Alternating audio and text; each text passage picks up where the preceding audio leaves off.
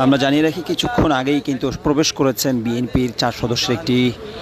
Team. তারা কিছুক্ষণের মধ্যে বৈঠকে বসার কথা রয়েছে এবং একই সাথে কিছুক্ষণ পরে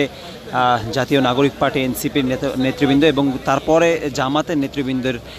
প্রধান উপদেষ্টার সঙ্গে বৈঠকের কথা রয়েছে। আমরা যদি জানিয়ে রাখি আসলে বেশ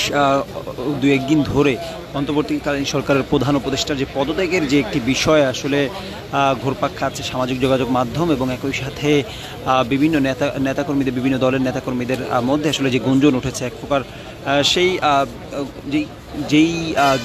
বিষয়টি আসলে উঠেছে সেই বিষয়টি নিয়ে আসলে প্রধান উপদেষ্টার সঙ্গে জরুরি বৈঠক বসেছে এবং একই সাথে একটি দুপুরে একটি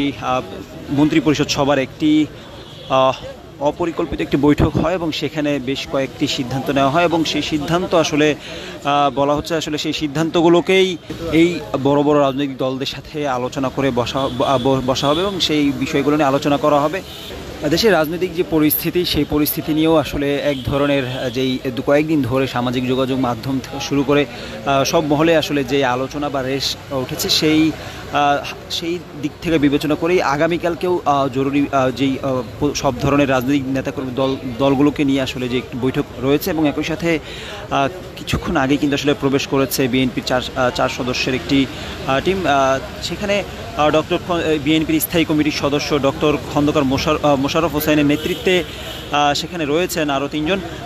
ডক্টর আব্দুল মুঈন খান, সালাউদ্দিন আহমেদ এবং একই সাথে আমির খসরু মাহমুদ চৌধুরী এবং কিছুক্ষণ পরে এনসিপির একটি প্রতিনিধি টিম আসবে এবং তারপরে কিন্তু আসলে জামাতের প্রতিনিধি টিম আসবে। সবার সাথে পৃথকভাবে কিন্তু আসলে এই বৈঠকটি হবে এবং বৈঠকের পরে আসলে জানা যাবে কি বিষয়গুলো নিয়ে বেশি জোরালোভাবে আলোচনা হয়েছে বা কোন বিষয়গুলো আসলে এই আজকের এই তাদের যে বৈঠক সেই বৈঠকের এজেন্ডা সেটি কিন্তু আসলে বৈঠকের পরে বোঝা যাবে। দেশকে স্থিতিতে রাখতে নির্বাচন বিচার সংস্কার এগিয়ে নিতে এবং চিরতরে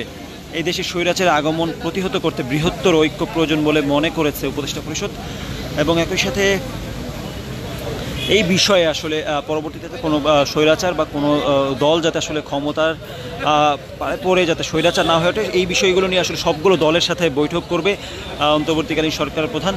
একই সাথে তারা বলেছেন যে আসলে শত বাধার মাঝেও গোষ্ঠী স্বার্থকে উপেক্ষা করে অন্তর্বর্তীকালীন সরকার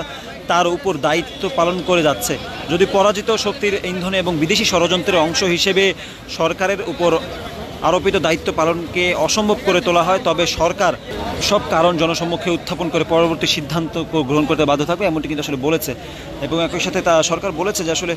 আরোপিত দায়িত্ব পালন করাকে অসম্ভব করে তুললে সরকার জনগণকে সঙ্গ নিয়ে প্রয়োজনীয় সিদ্ধান্ত নেবে বলেও উপদেষ্টা পরিষদের পরবর্তী বিবৃতিতে জানানো হয়েছে। দর্শক, কিছুক্ষণের মধ্যেই বিএনপির সাথে যে বৈঠক সেই বৈঠক শেষ হবে এবং বিএনপির যে নেতাকর্মী তারা কিন্তু আসলে বের হবেন, গণমাধ্যমের মুখোমুখি হবেন। আমরা কথা বলার চেষ্টা করব তাদের সাথে এবং একই সাথে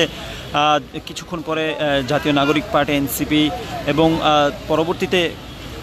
জামাতের নেতাকর্মীদের এখানে আসার কথা রয়েছে। আমরা অন্তর্বর্তীকালীন সরকারের